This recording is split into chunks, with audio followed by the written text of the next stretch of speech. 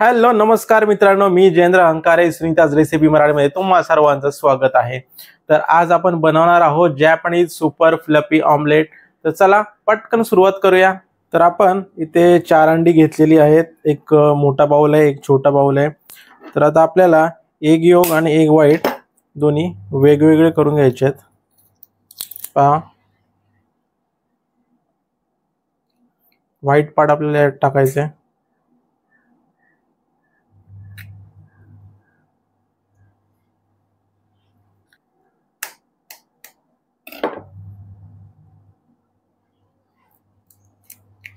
हा असं करायचंय। एकदा परत एकदा हा यात टाकायचा, इकडचा एग व्हाईट यात टाकायचा। आता तुमचा उरला फक्त एग योक, हा आपण यात टाकून देऊया। सगळे आपल्याला तसंच करायचंय। बघा, असं ओपन केलं की एग व्हाईट ऑटोमॅटिक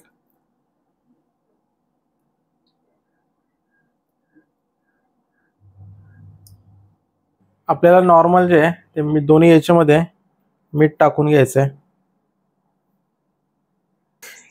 हे जे एग योक आहे, अंड्याचा पिवळा भाग, ते फक्त आपल्याला मिक्स करून घ्यायचं आहे। चमच्याने मिक्स करून घ्या।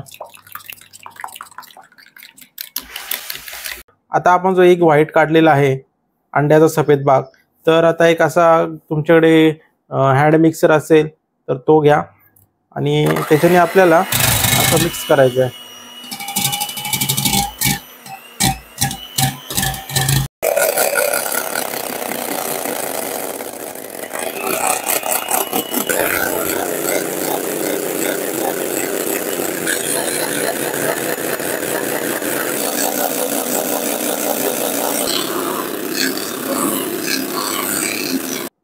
पहा, हे हँड मिक्सरने मी ग्राइंड करून घेतलेलं आहे, एकदम फिरवून घेतलेलं आहे।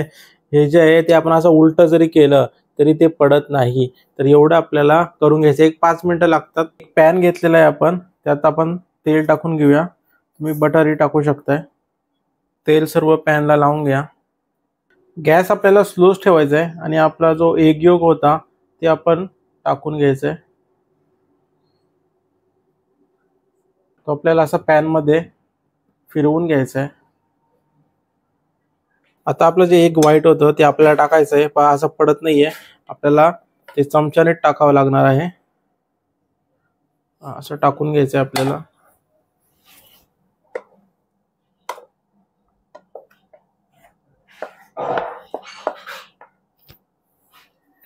आणि एकदा असं चमच्याने प्लेन करून घ्यायचं आहे।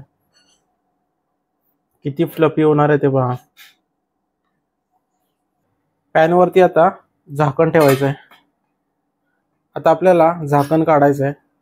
पहा किती छान फुललाय। आपला फ्लफी ऑमलेट जो आहे तो आता तयार झालेला आहे। पहा,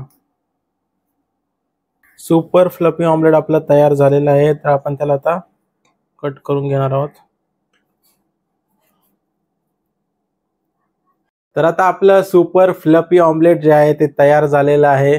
पहा किती फ्लफी झालेलं आहे ते। तुम्हाला जर यावरती चटणी टाकून जर खायचं असेल तर तुम्ही खाऊ शकता। याच्याबरोबर आपण केचप बरोबर आपण खाणार आहोत। आणि अशाच प्रकारच्या तुम्हाला जर नवनवीन व्हिडिओ जर पाहायचे असतील तर माझ्या चॅनलला लाईक करा, शेअर करा आणि सबस्क्राईब करायला विसरू नका। तोपर्यंत धन्यवाद।